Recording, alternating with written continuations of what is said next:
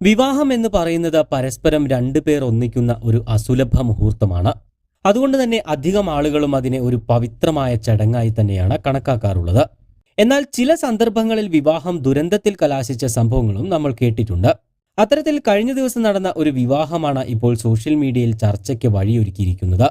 ആദ്യ രാത്രിയിൽ നവവധു വരനോട് ചോദിച്ച ഒരു ആവശ്യമാണ് സംഭവം പോലീസ് സ്റ്റേഷൻ വരെ എത്താനും ഒടുവിൽ വിവാഹം വേണ്ടെന്ന് വെക്കാനും കാരണമായത്.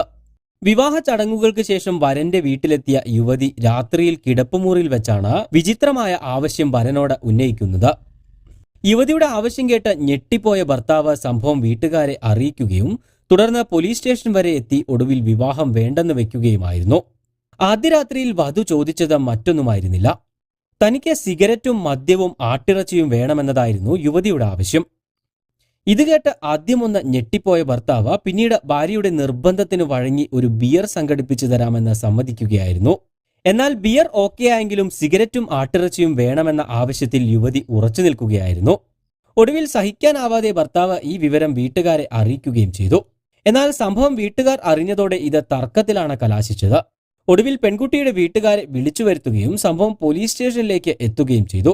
പോലീസ് യുവാവിന്റെ വീട്ടുകാരെ അനുനയിപ്പിക്കാനായി ശ്രമിച്ചുവെങ്കിലും മദ്യപിക്കുകയും പുകവലിക്കുകയും ചെയ്യുന്ന ഒരു പെൺകുട്ടിയെ തങ്ങൾക്ക് വേണ്ടെന്ന നിലപാടിൽ അവർ ഉറച്ചു നിൽക്കുകയായിരുന്നു. എന്നാൽ ഇരുകൂട്ടരും പോലീസിൽ രേഖാമൂലം പരാതി നൽകാൻ തയ്യാറായതുമില്ല. തുടർന്ന് കുറച്ചു നേരത്തെ വാക്കേറ്റങ്ങൾക്ക് ശേഷം പ്രശ്നം വീട്ടിൽ ചർച്ചയിലൂടെ പരിഹരിക്കാമെന്ന് പറഞ്ഞ് രണ്ട് വീട്ടുകാരും മടങ്ങുകയായിരുന്നു. യുപിയിലെ സഹറാൻപൂരിൽ നടന്ന ഈ സംഭവം ഡെക്കാൻ ക്രോണിക്കിളാണ് റിപ്പോർട്ട് ചെയ്തിരിക്കുന്നത്.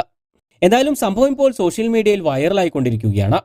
സംഭവത്തിൽ പെൺകുട്ടിയെ അനുകൂലിച്ചും പ്രതികൂലിച്ചുമെല്ലാം ആളുകൾ കമന്റുകളുമായി രംഗത്ത് വന്നിരിക്കുകയാണ്.